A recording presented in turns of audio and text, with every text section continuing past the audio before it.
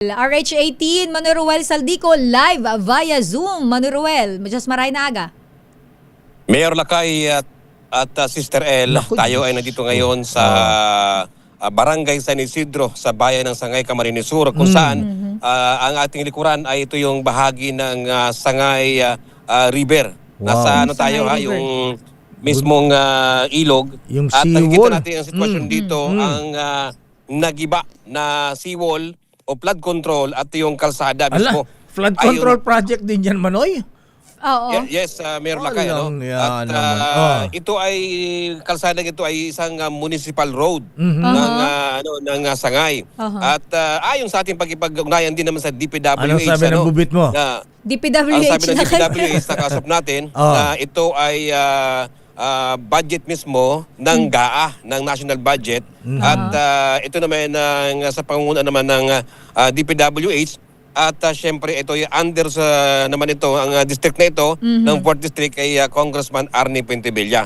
At ito yung area na ito ng Sangay sa 4th district ng Camarines Sur. Meron tayo nakapanim dito, meron lang kayo, no? Pero teka Sa muna, mga Manoy. residente, Kanay. Manoy, bago saglit lang, interview mo, Manoy. ha? Ayan, hindi pa kompleto yung recados mo, yung sino ang contractor niyan? Ayan. May contractor ba nakalagay dyan? Kung project yan ni Congressman Pentevilla, ayan, distrito niya yan, sino ang contractor? Ayan. Sinong gumawa? At sino ang district engineer dyan? Mamaya meron lakay, ilalabas natin dahil yung pakipagpanem natin kay Gima Timbang, ang district engineer, ay sinabi rin niya ito kung sino mga contractor dito. At syempre, taga rito rin sa Camarines Sur, ang contractor, ayon sa kanyang sinabi kahapon sa ating pagpagpanayam. Camarines Sur o sabali Albay? Ating ito ay ilalabas sa mga impormasyon ang report na ito mamaya lang Mayor Lakay at ang mga residente dito talagang sumisigaw ng hingi ng tulong sa DPWH at bakit daw ganito ang proyektong ito na Pambira. nandito nasa loob pa lang ng 4 hanggang 5 taon na proyektong ito na sa Pagkatapos, ampaw. makita natin. Oo, Manoy Ruel, i-zoom nyo nga muna para lang makita. Parang walang bakal, Manoy. Kasi parang walang bakal at parang ampaw nga lakay. Ayan, walang bakal. Walang laman eh. Oo. Hindi yan bibigay ng ganyan agad kung may bakal yan. Ni wala man lang kawayan. Oh. Lakay, bakit kawayan? Sa amin sa probinsya minsan May yung- kawayan. Instead na bakal, yung hollow blocks, kawayan kawayan. ang pinang ano ha. Meron pa yung drone, meron pa yung drone tayo dyan. Ipakita nyo nga yung drone shot. May drone shot sila lakay dito. Walang yan Kung saan naman, kitang-kita nga natin Ayan, yung yung mga nasira na flood control project pala yan. parang lakay parang nilindol. Oo. Nag-crack siya ng matindi. Ayun, grabe Diyos itong... ko, ang laki. Ang laki naman ng... Magkano project yan, Manoy? Ilang... Sabi Mayor Lakay, ang DPWH may higit sa 40 to 50 million. Ang baging ito lang nasa 50 meters ang haba. Nasa loob ng 40 to 50 million ang project na ito. Sige, kausapin mo na si ate. Si nanay, si si nanay. nanay. ba yan?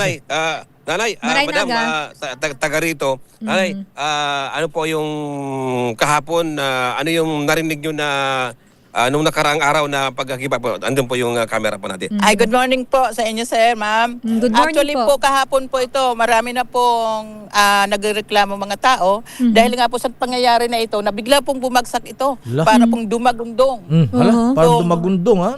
Opo, sir, opo. Kasi buong bumagsak po talaga yun sa ilog. At nung nakita po namin yung actual sa ilalim, wala nga po, tipid na tipid po at wala pong halos simento at saka bakal po. Paano hindi bibigay po ito? Ulan lang po yun. So, Ayun po, nung bumigay po yan, nanay, nung nagbumigay yan, umuulan po ba ng malakas o konti lang yung ulan? Kunti lang po, ma'am. Ala, Ano lang po, kunti lang wala po pang ulan. bagyo, ha? Wala pang bagyo sa lagay na yan. Actually po, una po, yung bagyong uwan, doon po nagsimula po yon. Oo. Medyo po nabitak na po siya. Wala naman pong aksyon sa ano yan. Hanggang po, tuloy-tuloy na po yung pag-ulan. Bumigay na po. Kahapon lang po bumigay yon at bumagsak po talaga.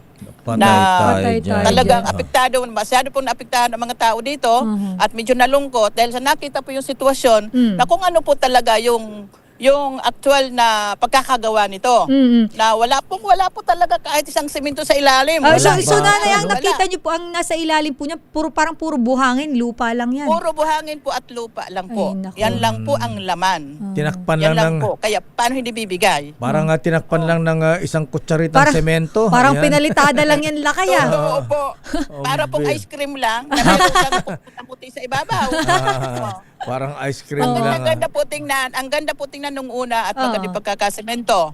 Pero po pala, ang laman po pala ay sabi nga po bulok daw. Ayan. Para nga doon kami nabudol.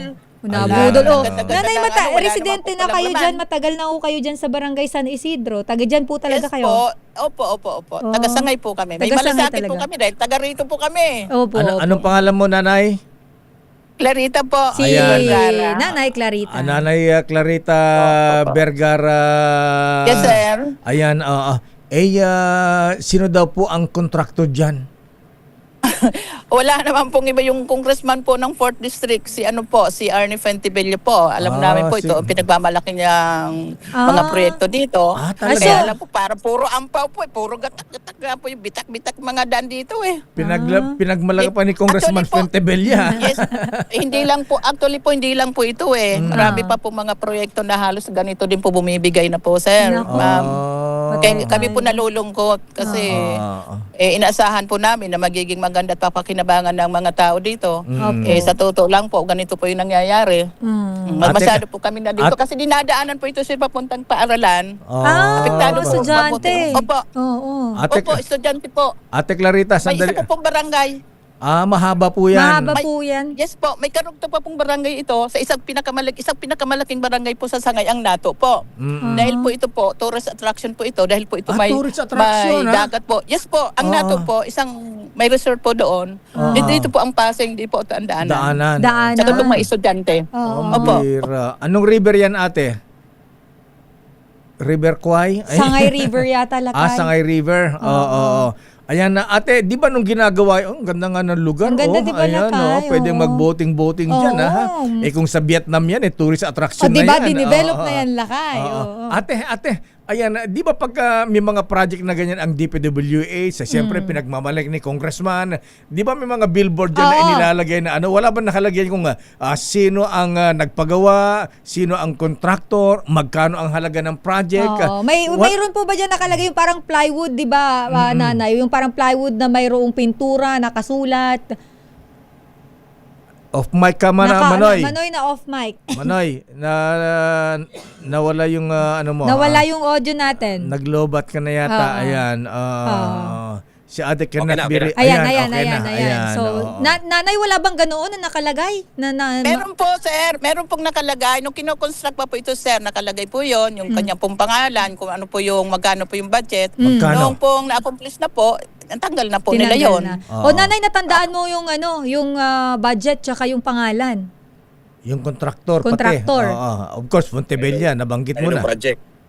Ay, yung may project lang para tandaan namin. Okay. Kay Congressman nga po. Okay. Kasi So po kay yung actual na ano, Kong. oo. Okay, ate. So, manawagan kay Secretary Vince Dizon. Ayan, Oo. pasyalan yan. Ay, oo, manawagan po Ay, kayo. yes. Yun na nga po ang gustong-gusto namin, ang gusto ng mga taga-sangay, na mapunta po dito ang ating mahal na Secretary Dizon sa kanyang magandang mga adhikain, na mapabuti at mapaganda po itong mga kinoconstruct na itong hindi naman po kapakipakinabang at po lahat ay talaga naman na kaya hindi ko tingnan at sira po lahat dahil po sa kakulangan ng mga materialis na pinagagawa po ng kanilang mga project, ng kanilang mga kontratista kung ganito ka.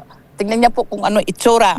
Kaya po, sana po sa mahal naming Secretary Dizon, na sana po mapasyalan naman po ang Bicol, ang Kamsur, lalo ang Kamsur, dahil po sa mga proyekto po na makita naman po niya ang tunay, actual, na kung ano po talaga klaseng mga proyekto ang ipinagagawa. Ibibigay ng natin yan kay DPWH at Secretary ng Dizon. ng mga Aha. ng mga congressman po dito. Sige, Yan po sana, sir. Ma'am, Sige, pakiusap ate. lang po kay Secretary na Yes mapunta po. siya dito, actual. Sige, ate. At yun na lang po ang hinahanap niya po. Ito At- na po, oh. Sige, Oo. sige ate, yung report ni Ruel, yung video ninyo, ayan. Ipo-forward natin. Ipapadala namin yan sa DPWH at sa Senado para maimbitahan kayo ni Senator Ping Lacson. Yes po.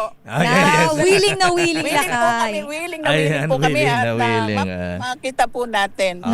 Tayo po naman nagmamalasakit at tayo po na taxpayer na makita mo na natin maayos ang pagkakagawa. Yes, Okay. tama. At yun naman, opo. Okay. yun naman po ang layunin ng ating mamahal na sekretary na maging maayos, matino ang mga proyekto ng ating gobyerno. Okay nga Rod Manay, ayan, Diyos marahan Diyos mabalos, Nanay Diyos Tabe. mabalos. Mabalos, Tabe. Thank you po, sir. Salamat po. Ang tono ng salita dito iba, may tunong kakaiba. Oo. Diyos mabalos, anho. Diyos mabalos. Anho. Sige. So yan ang ating update. Sa sunod nating follow-up ay palabas natin ng report. Pero, mula naman Manoy, sa DPWH. Yes, meron may sinong district engineer? Si Jigay? Kamo? Ano yung pangalan? District Engineer Engineer Jima Timbang. Jima- ang ating nakapanayam. Jima Timbang. Alcantara Hernandez Mendoza?